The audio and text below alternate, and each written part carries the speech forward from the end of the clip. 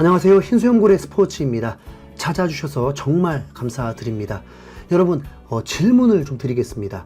이반 토니, 에제, 네투 3명 중에 토트넘에 정말 필요한 선수는 누구라고 생각하시나요? 전제는 지금 보유한 선수 자원에서 주요 선수들을 이적시키지 않는다입니다. 에제는 공격형 미드필더를 주로 맡으면서 측면으로도 활약이 가능한 선수입니다. 그건 메디슨, 쿨루셉스키, 로셀소와 겹치게 되죠. 로셀소는 이적 가능성이 높다고 알려져 있지만 메디슨은 아예 붙박이 주전인 상황입니다. 사우스게이트 감독은 메디슨 대신에 에제를 뽑긴 했는데 에제와 메디슨 둘 중에 선택을 해야 하는 상황이 아니라면 메디슨이 있는데 에제를 또 뽑는 건 돈 낭비가 될 수 있습니다. 하지만 쿨루셉스키를 이적시킨다면 그땐 얘기가 다르죠. 쿨루셉스키는 이번 2번의 프리시즌 경기에서 모두 공격형 미드필더로 뛰었습니다. 과거 본인도 인터뷰를 통해서 공격형 미드필더를 더 선호한다고 밝혔습니다. 두 경기에서 모두 티키타카를 선보이면서 좋은 패스를 보여줬고 윙어를 맡을 때 질질 끌 때와 달리 공격형 미드필더를 할 때는 좀 더 간결한 패스와 움직임을 보여줬습니다. 컨디션의 문제일 뿐 메디슨, 쿨루셉스키, 에제는 비슷한 레벨이라고 봅니다. 만약 로셀소 대신에 에제를 뽑는다면 그건 얘기가 달라지죠. 로셀소는 몸값이 4년 전과 별로 달라진 게 없습니다. 약 2천만에서 2,500만 파운드의 가치인데 오히려 업그레이드로 4천만 파운드를 더 써서 에제를 데려온다면 토트넘이 정말 큰 도전을 하는구나 라고 느낄 수 있는 미드필더 멀티 포지션 라인업입니다. 하지만 토트넘을 그렇게 믿는 분들은 없잖아요. 다음으로 네투는 운에 맡겨야 하는 선수거든요. 쿨루셉스키를 공격형 미드필더로만 쓰겠다면 토트넘은 오른쪽 윙어가 꼭 필요한 상황입니다. 브레넌 존슨이 프리시즌에서 골을 넣기도 했고 몇 번의 좋은 크로스도 올렸지만 전반적으로 패스의 질이 행운이 찾아와야만 컨트롤이 되는 정도의 수준인 것이 경기를 보면서 더욱 명확했습니다. 좋은 팀이라면 각 포지션에 전문적인 선수를 둔 베스트 11이 만들어지고 만약을 대비한 멀티 포지션이 가능한 선수들로 채워져야 하는데 토트넘의 오른쪽 윙어 전문이 존슨이라면 토트넘은 또 행운만을 바라야 하는 공격 라인업 수준입니다. 그리고 아직 쿨루셉스키를 어느 포지션으로 쓸지도 정해지지 않았고요. 토트넘의 윙어는 현재 넘쳐납니다. 베르너, 솔로몬, 힐, 존슨, 쿨루셉스키 그리고 또 한 분, 그분은 이 선수들과 이름을 같이 넣기도 싫습니다. 진짜 이 중에 믿을만한 윙어는 손흥민 말고는 없습니다. 힐이나 솔로몬을 대체하고 네투를 데려온다? 그 역시도 토트넘이 지출을 많이 하면서 더 좋은 선수로 영입하겠다는 거니까 말리지 않겠습니다. 어차피 제 돈도 아니고 구단이 돈 많이 써서 레벨 높은 선수들을 채운다면 그만큼 팬들이 매우 기뻐하겠죠. 그런데 토트넘이 그럴 팀이냐고요. 자, 그럼 이반 토니는 어떤가요? 이반 토니는 최근 영국 매체 기사로 4천만 파운드까지 떨어졌다고 합니다.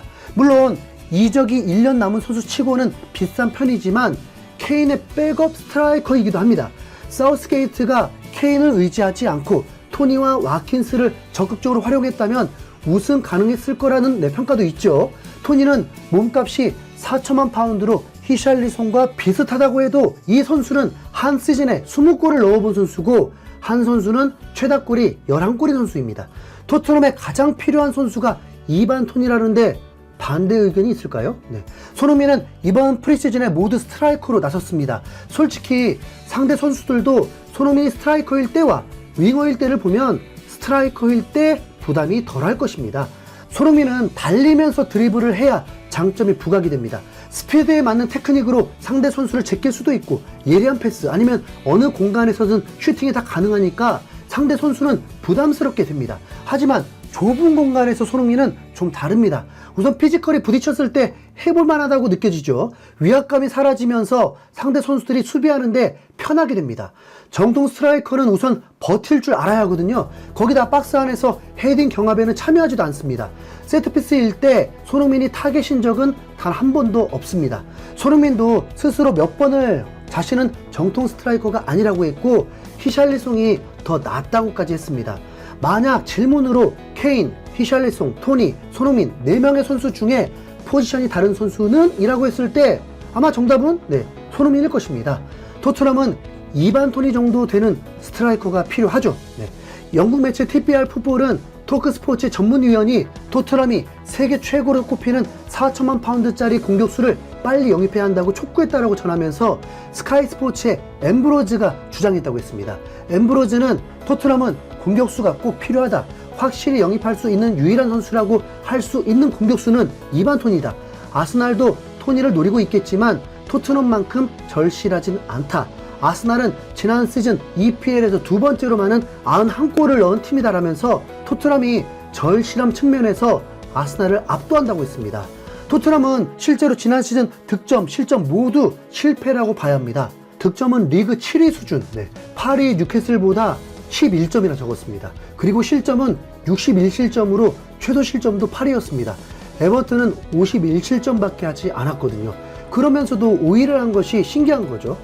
지난 시즌 토트넘의 실패를 실점이 많았기 때문이라고 할 수 있지만 사실 축구에서는 공격이 제대로 이루어지고 빅찬스들이 골로 연결되고 공격이 위협적이라면 실점 위기 상황을 덜 겪게 됩니다.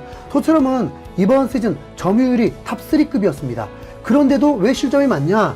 공격 중에 어이없는 슈팅이나 크로스로 오히려 바로 역습이 이어지는 상황이 생기고 공간을 너무 많이 허용하면서 실점도 쉽게 일어난 장면이 많았습니다. 다시 말하면 애초에 공격이 제대로 풀리고 득점이 더 많이 일어났다면 실점이 일어날 확률도 줄어든다는 거죠.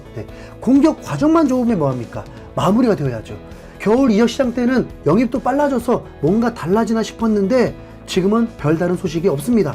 오히려 드디어 정상적으로 이적을 시키는데 성공을 했다는 소식이 들렸습니다. 호이베르가 황희찬 이적설이 있었던 프랑스 리그 마르세유 유니폼을 입게 되었습니다. 정식 오피셜이 안 났지만 호이베르는 이미 프랑스로 떠나서 마르세유 팬들의 열렬한 환영을 받은 사진들이 올라오기도 했습니다. 이미 예상을 했었고 어느 팀으로 갈지만 궁금했는데 본인 입으로 우승을 원한다고 했었다 보니까 페네르바체로 가려나 싶었지만 우승 도전이 마르세유였네요. 마르세유는 실제로 파리 생제르맹이 은바페가 떠나면서 해볼 만하다는 의지로 우승 도전을 꿈꾸고 있습니다. 호이베르는 그래봤자 2천만 파운드 이하의 가치 선수입니다. 토트넘에서 호이베르가 주전인 것 자체가 높은 순위를 기대해서는 안 되는 거죠. 토트넘 팬들도 잘 보냈다는 입장입니다. 아스톤 빌라의 제이콥 램지를 데려오려고 한다는 소문이 있는데 그게 가능할지는 모르겠고 제이콥 램지가 토트넘에 절대적으로 필요한 자원인지도 모르겠습니다.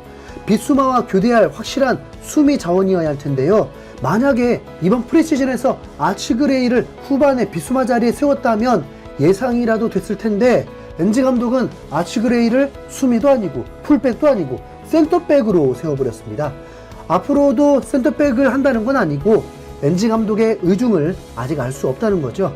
그래도 센터백으로 세운 것 자체가 토트넘 스타일상 수미에 가깝지 않을까요? 토트넘만 이적 시장이 조용한 건 아닙니다. 경쟁팀들도 겁낼 정도의 영입을 하지는 않았습니다. 리버풀의 쿠보가 이적될 거라는 보도가 있는데 다행입니다. 토트넘이 아니라서 전혀 부럽지가 않네요. 그나저나 손흥민 프리시즌에서 골 못 넣었다고 어이없는 판단하는 분들이 있던데 아니 웃기려고 하는 말이죠. 손흥민은 올 시즌 왠지 더 좋은 활약을 할 것 같던데요. 월드컵, 아시안컵도 없고 그냥 토트넘에만 집중하면 되니까요. 이젠 토트넘 영입 소식 듣고 싶습니다. 알게 되는 대로 빠르게 전해드리도록 하겠습니다. 이상 흰수염고래였습니다. 감사합니다.